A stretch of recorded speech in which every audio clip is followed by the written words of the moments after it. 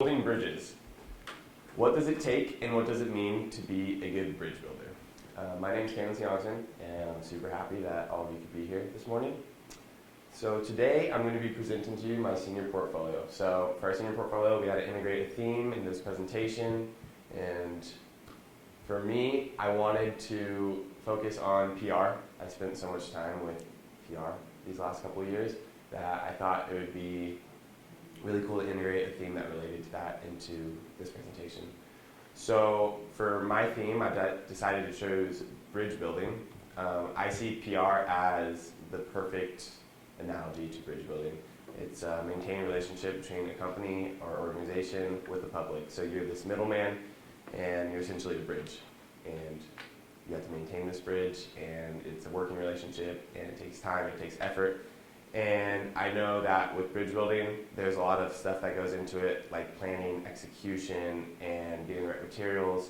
So there's just a lot of thought that goes into it, and I think to be a good public relations professional, you need the same amount of thought, and the same amount of care, and the same amount of time to put into it. So then I started thinking about how I want to integrate my faith, and I see Jesus Christ as the perfect bridge builder, as the mediator between God and man.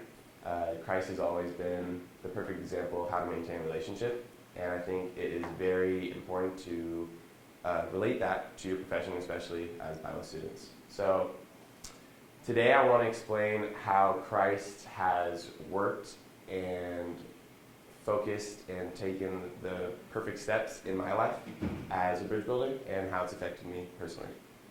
So a little background on myself. I grew up in a household that had no religion at all.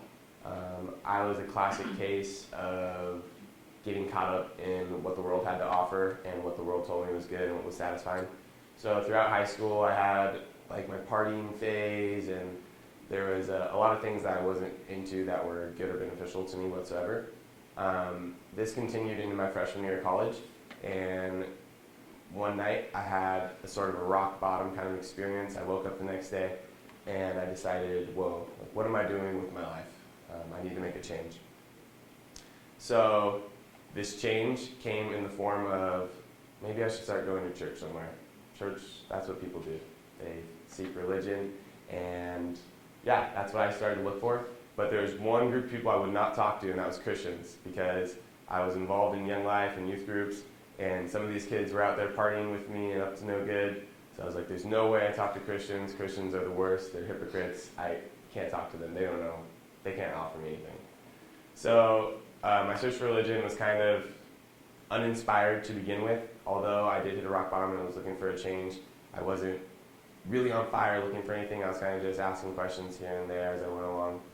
So I was actually at a party, so I wasn't doing the best. And I remember seeing my friend. His name was Matt Jelich.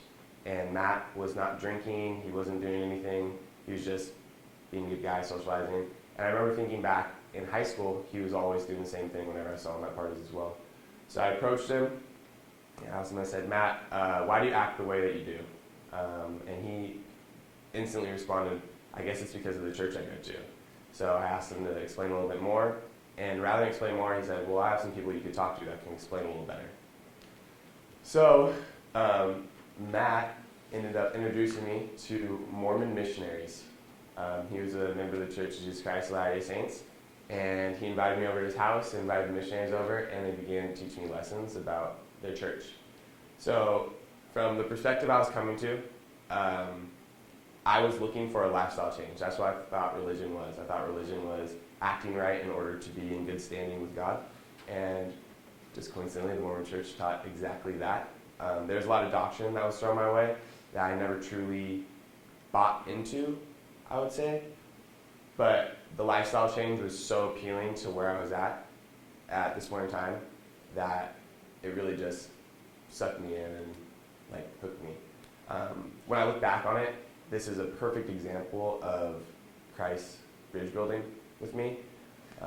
Obviously, getting involved with the Mormon Church is a bit of an extreme, but I know that God worked specifically in that time to reach me and to change my lifestyle. So I ended up taking lessons with the Mormon missionaries for that whole summer. So I was in school, left that school, I was in a junior college, So life was just weird, and then this was a solid foundation for me. So I ended up taking lessons consistently throughout a whole summer, and I was so drawn to the lifestyle change that at the end of the summer I made the choice to get baptized, and I didn't really tell anyone. I got baptized in the Mormon church, and my stepdad, who was a devout Catholic, he kicked me out of the house.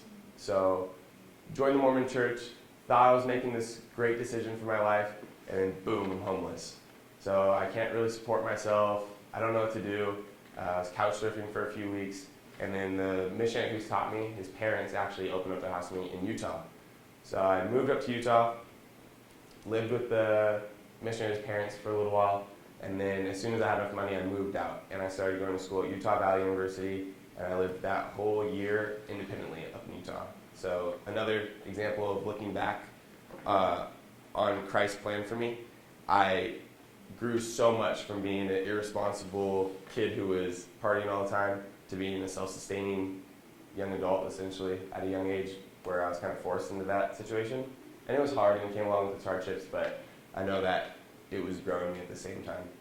So throughout the year, I was maintaining contact with my mother and my stepfather, and my stepfather and I got on good terms again, and I was able to move back home in the summer.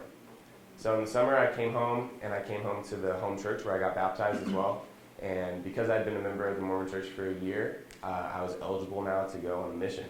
So a lot of people from the church started chirping a little bit, asking me what I was going to do, what my plans were moving forward. And these people had helped me initially, just finding a place and being supportive and helping me out, that I felt the need to not let them down, in a sense. So although a mission is a super huge commitment, I decided to do it because I didn't feel like I wanted to let people down. So filled out all my missionary papers, and I got called to Honduras. So when my mom obviously is talking to me, and I'm like, yeah, Mom, look, I got called to Honduras to serve a mission for 2 years. She Googles it, and it's the murder capital of the world.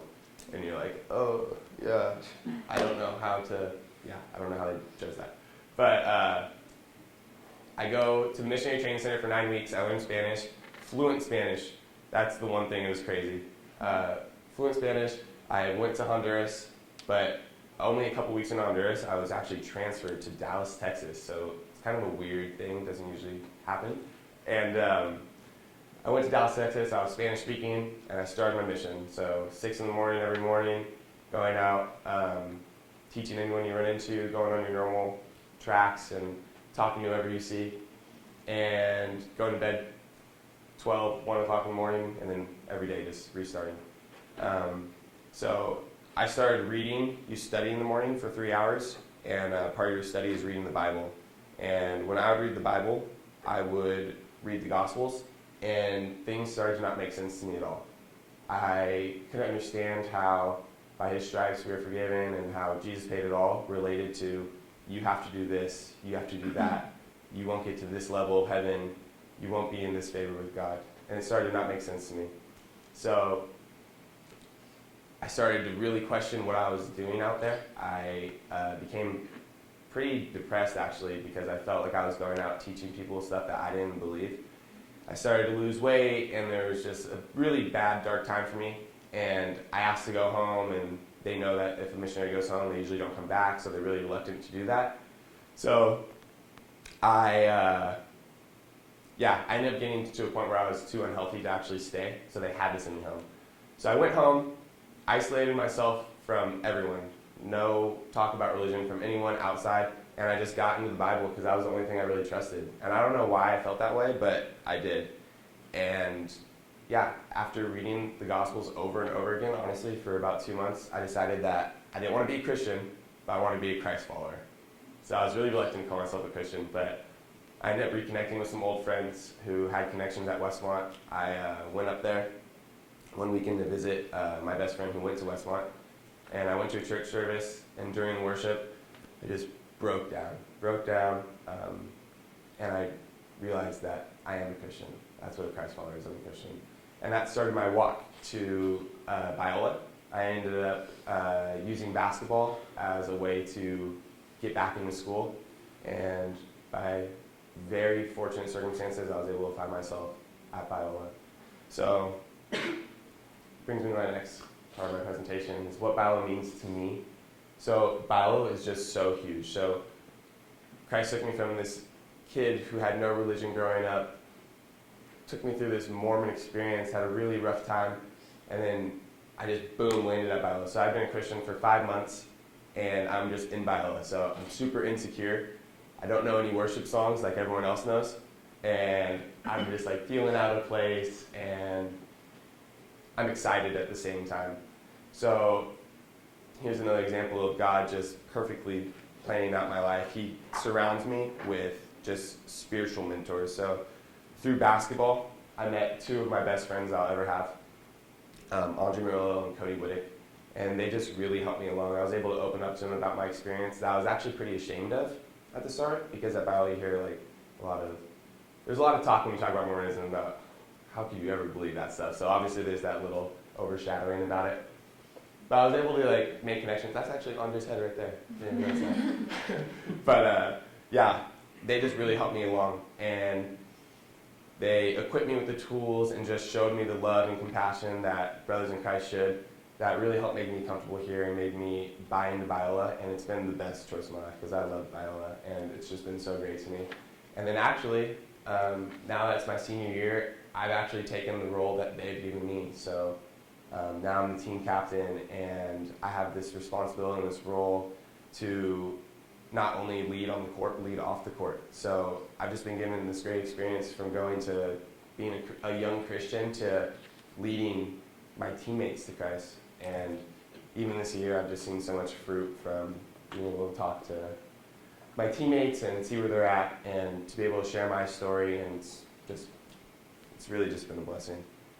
So yeah, Jesus, he's the perfect bridge builder. Just from my little excerpt that I knew about my life, it's just so clear to me that he has just perfectly had his hand in everything that he has shown me and everything that he has done for me.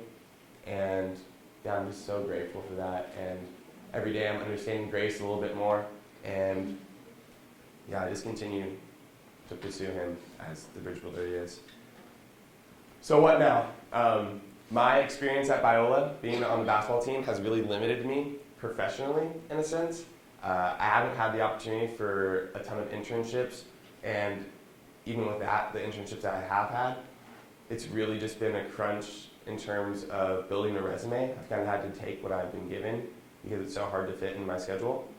But the reason I bring up this slide is because I feel as my journey has equipped me and has grown me up, I feel like also my status as a team captain has really helped me out professionally. I feel that I really understand what it means to be a leader. I understand what it takes, the kind of sacrifice and the amount of time it takes to make something work and make something good, and to focus on the details.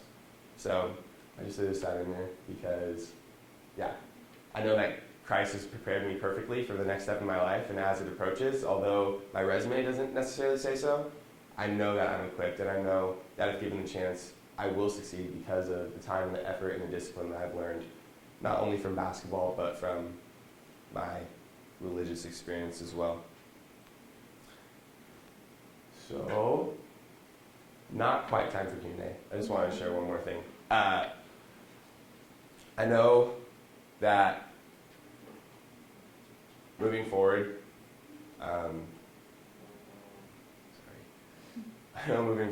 that there's a lot of unknowns, but the thing about building a bridge and having a foundation is that that's exactly what it is. It's a foundation. So moving forward, I know I'm going to be confident, and yeah, it's just going to be a good time moving forward. But yeah, now I'll open up the floor for Q&A.